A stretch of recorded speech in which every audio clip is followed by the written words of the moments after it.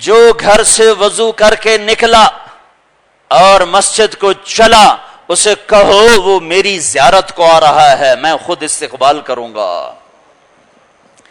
اللہ جیسی ذات استقبال کے لیے ہو اور 95 آدمی کہ فارغ نہیں ہے، فکفرت بانعم اللہ، یہ اللہ کا گھر ہے۔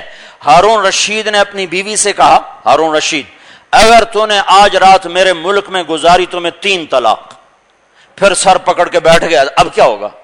اب رات آئے گی طلاق پڑ جائے گی، اور نہ جہاز نہ موٹر کے نکالوں، کہاں نکالتا؟ کراچی بھی اس کا ملک تھا، سندھ بھی اس کا ملک تھا، ملتان تک اس کا ملک تھا۔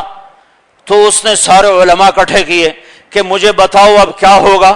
سب نے کہا رات آئے گی طلاق پڑ جائے گی۔ تو وہ کہنے لگا کوئی ابو حنیفہ کا شاگرد بھی ہے؟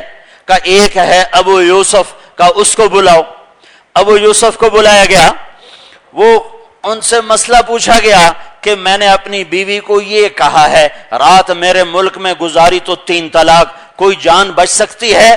انہوں نے فوراً فرمایا مسجد میں رات گزارے طلاق نہیں ہوگی۔ تو سارے علماء نے ایسے دیکھا، یعنی کیسے نہیں ہوگی؟ تو انہوں نے فوراً قرآن کی آیت پڑھی وَأَنَّ الْمَسَاجِدَ لِلَّهِ، میرا اللہ کہتا ہے مسجدیں اللہ کی ہیں، ہارون کی کوئی نہیں ہے۔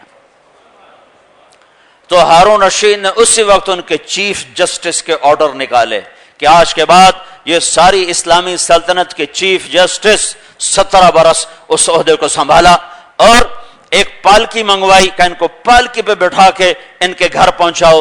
اور 4 دن پہلے 5 دن پہلے پڑوس میں یہودی مالدار تھا، اس نے دیوار گرا کے دیوار گلی میں آگے کر دی، گلی تنگ کر دی۔ تو ابو یوسف نے یہودی سے کہا غریبوں کا راستہ کیوں تنگ کرتے ہو، راستہ تو کھلا رکھو۔ تو اس نے تکبر سے کہا جب تو پالکی میں آئے گا تو میں راہیں کھلی کر دوں گا۔ تو ابو یوسف کو ہارون نے کہا پالکی میں بٹھاؤ۔ اب پالکی کو اٹھایا ہوا حبشیوں نے، تو جب گلی پر پہنچے کہ نہیں یہاں پالکی اتار دو، وہاں پالکی اتار دی کہ یہودی کو بلاؤ۔ یہودی کو بلایا کہ دیکھو میں پالکی میں آ رہا ہوں، اب دیوار پیچھے کر لے جہاں تیرا حصہ بنتا تھا۔ میں بتانا یہ چاہتا تھا کہ میرے اللہ نے کیسے بلایا، حیا حیا، آ جاؤ آ جاؤ نا۔ اس بلانے میں ایسا لگتا تھا جیسے بلانے والا ضرورت مند ہو۔ تو میرے اللہ نے آگے بات واضح کی، نہیں مجھے کوئی ضرورت نہیں ہے، حی علی الفلاح، تمہیں کامیابی دینا چاہتا ہوں، تمہیں دینا چاہتا ہوں، تمہیں نوازنا چاہتا ہوں۔ تو کیا ہوا؟ مسجدیں ویران ہو گئیں، شراب خانے آباد ہو گئے، رات کے رونے والے کہیں مر کھپ گئے، اور رات کو ناچنے والوں سے کراچی بھر گیا۔ رات کی رونے والیاں ڈھونڈنے کو نہ ملی، اور رات کو ناچنے والیوں سے کراچی بھر گیا۔ بازار پھر تھک مر گئے، ایک دکاندار سچ بولنے والا نہ ملا، سارا بازار مانگ تھک گئے، ایک آدمی زکات دینے والا نہ ملا۔ ساری اولادیں کٹھی کی، 1 لاکھ بیٹے اکٹھے کیے، 1 لاکھ کے 1 لاکھ نافرمان، 1 لاکھ بیٹیاں اکٹھی کی، 1 لاکھ کی 1 لاکھ ماں باپ کی نافرمان۔ تو پھر کیا ہوا؟ فکفرت بانعم اللہ، پھر پاکستان والے وہ میرے نافرمان ہوئے، پھر میں نے کیا کیا؟ فاذاقها اللہ لباس الخوف والجوع بما كانوا يصنعون، پھر میں نے ان کی برکتیں کھینچ لیں۔ زرعی ملک ہونے کے باوجود ان کو گندم پہ لڑا دیا، چاول کو ناپید کر دیا، مکی کو ناپید کر دیا، دودھ ان کا روٹھ گیا، ساری دنیا کو ہم دودھ پہنچا سکتے ہیں۔ پھر کیا ہوا؟ فَأَذَاقَهَا اللَّهُ لِبَاسَ الْخَوْفِ وَالْجُوعِ، میں نے انہیں بھوک کا لباس پہنایا اور خوف کا لباس پہنایا۔ یہ بات غور سے سننے کی ہے، بھوک صرف یہاں محسوس ہوتی ہے، یہاں کوئی 8-9 انچ کا میدہ ہے جس میں بھوک کا احساس ہے، سارا بدن تڑپ جاتا ہے۔ اور اگر سارے وجود میں بھوک ہو تو پھر کیا ہوگا؟ خوف یہاں پیدا ہوتا ہے، یہ چھوٹا سا دل ہے ایک ناشپاتی کے برابر، جس میں خوف پیدا ہوتا ہے تو سارا وجود لرزنے لگتا ہے۔ جب ساری رگوں میں خوف دوڑے گا تو پھر کیا ہوگا؟ تو میرے اللہ نے کہا میں نے انہیں فَأَذَاقَهَا اللَّهُ لِبَاسَ الْخَوْفِ، سر سے لے کر پاؤں تک روئیں میں میں نے خوف کو گھسا دیا، وَالْجُوعُ، اور ان کی رگ رگ میں میں نے بھوک کو اتار دیا۔ کیوں ظلم کیا؟ حاشا وکلا، وما ربک بظلام للعبید، کیوں کیا؟ بما کانوا یصنعون، یہ جو کچھ کر رہے تھے یہ اسی کی جزا تھی، یہ جو کچھ کر رہے تھے یہ اسی کا صلہ تھا۔ میرے بھائیوں، کہیں قحط آئے، کہیں فراوانی آئے، کہیں عزت آئے، کہیں ذلت آئے، یہ اندھا قانون نہیں ہے، یہ اندھا قانون نہیں ہے، اس کے پیچھے اللہ کی محکم قدرت تقدیر ہے، اور میرے اللہ کا محکم قانون ہے، اور اس کی کتاب ہے۔ میرے بھائیوں، اس وقت ہم سب کو اللہ کے دربار میں جھکنے کی ضرورت ہے۔ ہم سب کے سب حکمرانوں کو گالیاں دے رہے ہیں۔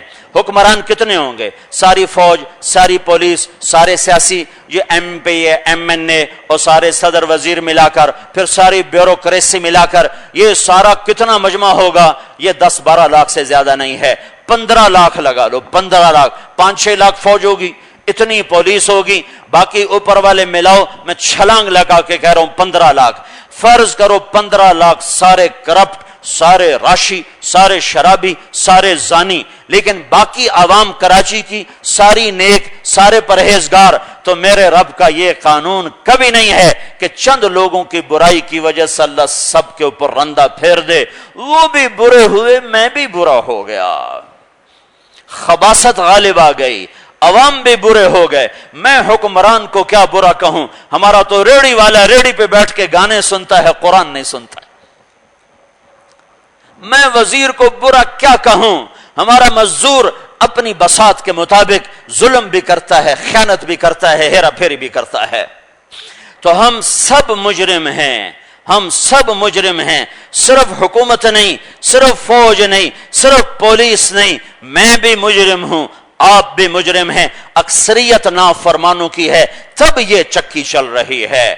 خلافت راشدہ کے بعد اور حضرت معاویہ رضی اللہ تعالیٰ عنہ کے بعد، اور جب بنو امیہ آئے ہیں مروان کے ساتھ، مروان سے لے کر یہ سارے ظالم لوگ تھے، صرف عمر بن عبدالعزیز کو بیچ میں نکال دو، یہ سب خون خار لوگ تھے، خون پینے والے لوگ تھے، لیکن عوام میں خیر اور بھلائی اور تقوی تھا، تو اللہ کی مدد بھی رہی، عزت بھی رہی، بلندیاں بھی رہیں۔